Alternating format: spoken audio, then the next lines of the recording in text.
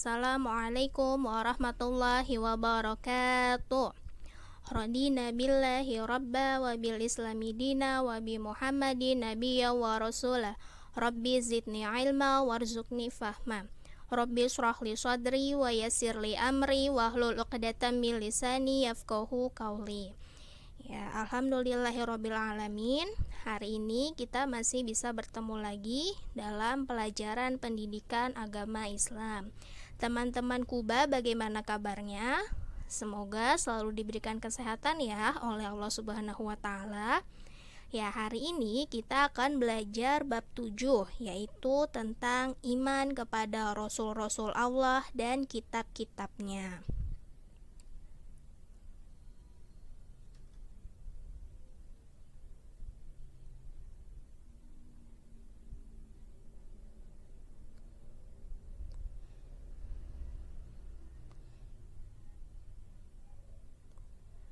Ya, di bab 7 ini ada 3 poin pembahasan yang akan kita pelajari. Poin pertama yaitu tentang pengertian iman, poin kedua tentang iman kepada Rasul, dan poin ketiga tentang iman kepada kitab-kitab Allah.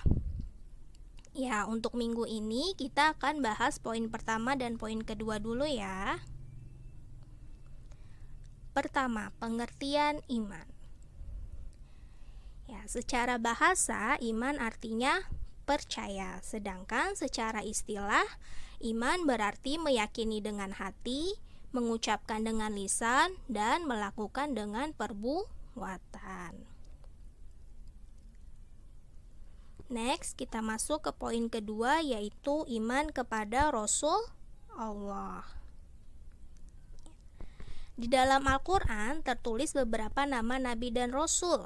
Nah, tetapi jumlah nabi dan rasul itu ada banyak. Yang wajib diketahui hanya ada 25 nabi dan rasul. Apa sih perbedaan nabi dan rasul? Teman-teman tahu perbedaan nabi dan rasul? Ya. Nabi berasal dari kata naba dari bahasa Arab yang berarti tempat yang tinggi. Sedangkan secara istilah Nabi adalah seseorang hamba Allah yang mendapatkan wahyu dari Allah untuk dirinya sendiri dan tidak ada kewajiban menyampaikan kepada orang lain. Sedangkan Rasul berasal dari kata risalah yang artinya penyampaian.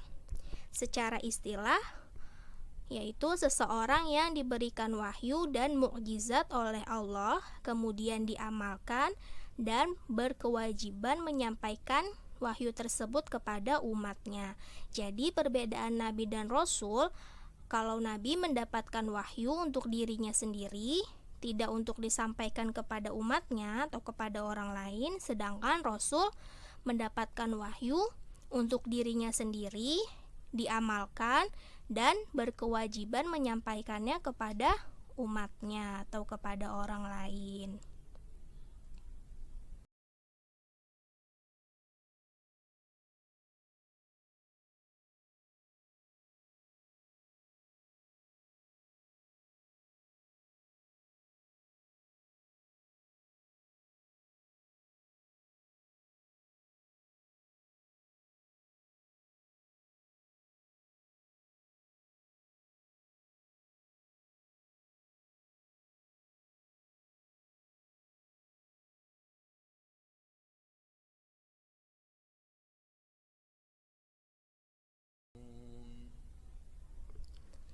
Ya, teladan bagi umatnya. Allah mengutus nabi dan rasul untuk menjadi teladan bagi umatnya. Nah, dengan demikian Allah itu tidak sembarangan memilih seseorang atau memilih hambanya untuk menjadi nabi dan rasul. Nah, orang atau manusia tersebut harus memiliki akhlak yang terpuji dan memiliki ketaatan yang sangat baik kepada Allah. Nah, sebagian nabi dan rasul itu diceritakan di dalam Al-Quran seperti yang dijelaskan di dalam Quran surat Ghafir ayat 78. Dan sungguh kami telah memutus beberapa rasul sebelum engkau, Muhammad. Di antara mereka ada yang kami ceritakan kepadamu, dan di antaranya ada pula yang tidak kami ceritakan kepadamu. Tidak ada seorang rasul membawa suatu mukjizat kecuali seizin Allah. Maka apabila telah datang perintah Allah untuk semua perkara diputuskan dengan adil, dan ketika itu rugilah orang-orang yang berpegang kepada yang batil. Next. Nah, dari 25 nabi dan rasul yang harus kita yakini, yang harus kita hafalkan. Nah, beberapa di antaranya ada yang mendapat gelar ulul azmi. Apa sih gelar ulul azmi? Ya, gelar ulul azmi diberikan kepada rasul yang memiliki ketabahan dan keberanian yang luar biasa dalam berdakwah.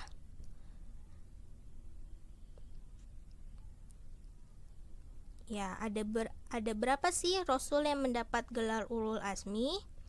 Yang pertama itu ada Nabi Nuh, ya.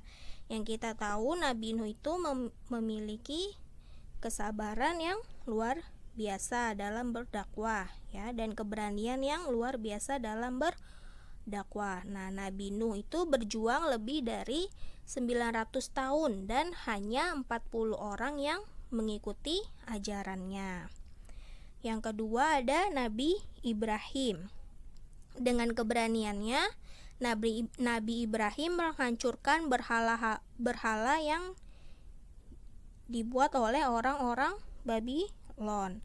Nah, setelah menjadi Nabi Ibrahim diperintahkan oleh Allah untuk menyembelih putranya Nabi Ismail. Nah, perintah itu dilaksanakan dengan ikhlas. Karena ketabahannya, Allah mengganti Nabi Ismail dengan seekor biri-biri yang gemuk. Selanjutnya ada Nabi Musa. Ya, Nabi Musa dari sejak lahir diurus oleh Firaun, ya. Kita tahu bahwa cerita Nabi Musa itu mengalahkan pasukan Firaun di Laut Merah. Nabi Musa diberikan mukjizat oleh Allah melalui tongkatnya yang dapat membelah Laut Merah. Selanjutnya ada Nabi Isa, ya. Nabi Isa memberikan pembinaan dan ajakan kepada umatnya untuk memeluk agama tauhid, ya, untuk beriman kepada Allah. Banyak tantangan yang dihadapi oleh Nabi Isa, terutama dari kalangan pendeta yang sesat. Nah, dengan sabar, Nabi Isa terus mengajak umatnya untuk kembali menyembah kepada Allah. Nah, dari kesabarannya, akhirnya Nabi Isa itu mendapatkan 12 orang murid yang dikenal dengan nama kaum Hawariyun. Yang terakhir, Rasul yang mendapat gelar ulul azmi yaitu Nabi Muhammad SAW.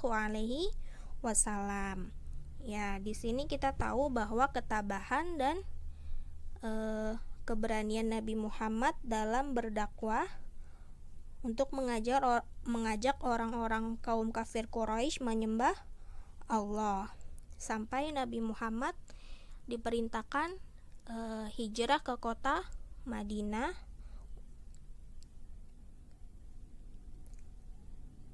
Nah, kesabaran yang sangat kuat pada diri Nabi Muhammad menunjukkan bahwa Nabi Muhammad mendapatkan tantangan yang luar biasa.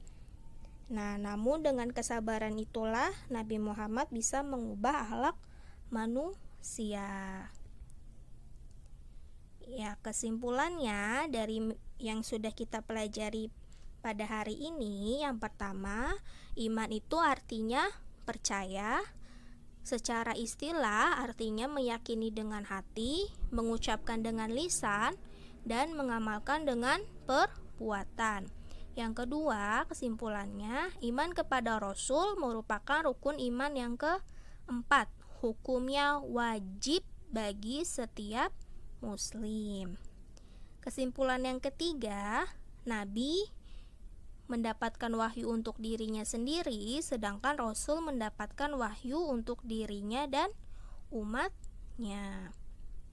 Yang keempat, Gelar ulul azmi diberikan kepada rasul yang memiliki ketabahan dan keberanian dalam berdakwah. Ada 5, yaitu Nabi Nuh, Nabi Ibrahim, Nabi Musa, Nabi Isa, dan Nabi Muhammad. Ya, sebelum kita akhiri pembelajaran kali ini, ada beberapa soal latihan yang teman-teman harus kerjakan di buku tulis ya. Soal yang pertama, iman artinya. Soal yang kedua, iman kepada Rasul Allah, rukun iman yang ke. Soal ketiga, Nabi secara bahasa artinya. Soal yang keempat, Rasul secara istilah artinya. Dan soal yang kelima, arti dari gelar ulul azmi adalah. Ya, sekian pembahasan kita untuk materi minggu ini. Semoga teman-teman bisa memahaminya ya. Kurang lebihnya mohon maaf. Al-haqqu min rabbikum wa la tatakuna minal mumtarin. Ilahuna wa ila liqa. Syukron ala ihtimamikum. Wassalamualaikum warahmatullahi wabarakatuh.